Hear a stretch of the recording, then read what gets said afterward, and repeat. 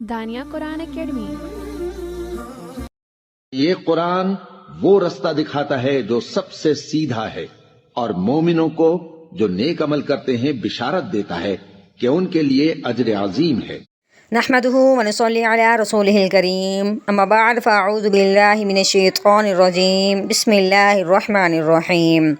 السلام علیکم ورحمۃ اللہ وبرکاتہ۔ امید ہے آپ سب خیریت سے ہوں گے، انشاءاللہ جہاں ہوں گے ایمان اور صحت کی نعمت سے مالا مال ہوں گے۔ ہاں جی، تو آغاز کرتے ہیں ہم اپنے آج کے سبق کا دعاؤں کے ساتھ۔ تو چلیے شروع کرتے ہیں۔ اللہم صلی علی سیدنا و مولانا محمد وعلی آل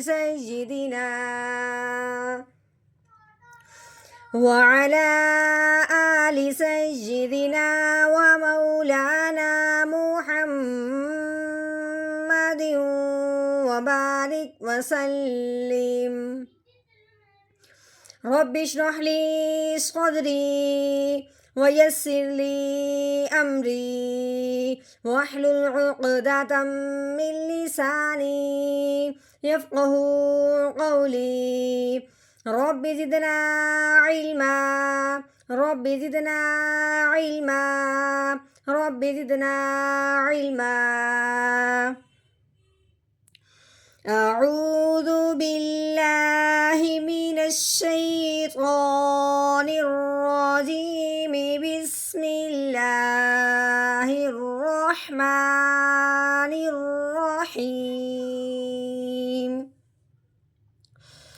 فَلْيَنظُرِ الْإِنسَانُ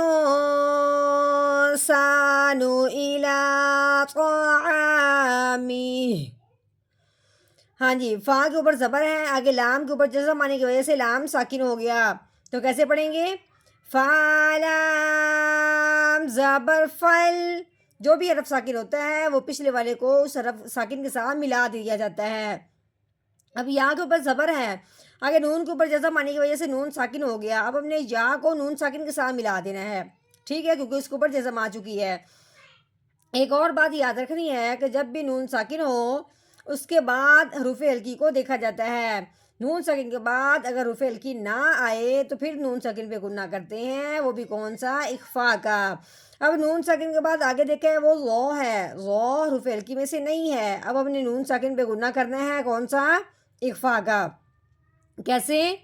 یا نون زبر یوں، فل یوں، غو کے اوپر پیش ہے، وہ پیش رو، فَلْيَنظُرْ، رو کے نیچے زیر ہے، آگے لام کے اوپر جزم آنے کی وجہ سے لام ساکن ہو گیا۔ اب اپنے رو کو لام ساکن کے ساتھ ملانا ہے، لیکن رو کو یہ دھیان رکھنا ہے کہ اس کو باریک کر کے پڑھنا ہے، موٹا بالکل نہیں کرنا۔ رو کے نیچے زیر آ جائے تو اس رو کو موٹا نہیں بلکہ باریک کر کے پڑھا جاتا ہے۔ کیسے پڑھیں گے؟ رو لام زیر رل، فَلْيَنظُرِ۔ ہاں جی، آگے الف کے نیچے زیر آنے کی وجہ سے الف حمزہ بن گیا، آگے نون کے اوپر جزم آئی ہے تو اب نون ساکن ہو گیا۔ اب ہم نے کیا کہا تھا کہ جب بھی حرف ساکن ہوتا ہے تو پچھلے والے کو اس حرف ساکن کے ساتھ ملا دیتے ہیں، ٹھیک ہو گیا۔ دوسری ہم نے یہ بات کی تھی کہ جب نون ساکن ہو اگلا حرف حروف ہلکی میں سے نہ ہو تو پھر نون ساکن پہ گنا کرتے ہیں اخفا کا۔ اب یہ سین جو ہے یہ حروف ہلکی میں سے نہیں ہے، اب ہمیں نون ساکن پہ گنا کرنا ہے اخفا کا، تو کیسے کریں گے؟ حمزہ نون زیر ایوں، ٹھیک ہو گیا۔ اب سین کے اوپر زبر ہے، آگے کیا ہے؟ الف۔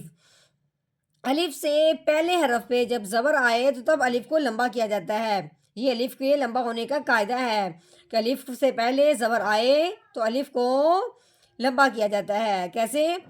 سین الف زبر سا، یوں سا، نون کے اوپر پیش ہے، نون پیش نو، یوں سانو۔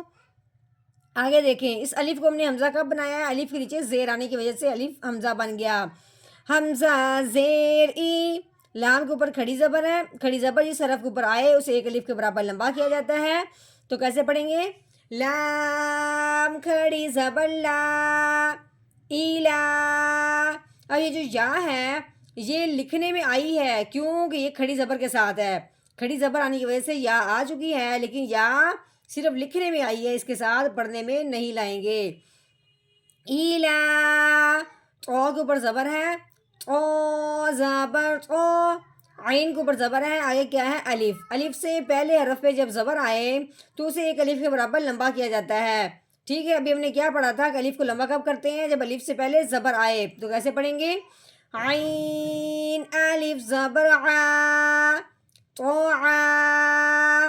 میم کے نیچے زیر ہے، میم زیر می، تو آمی.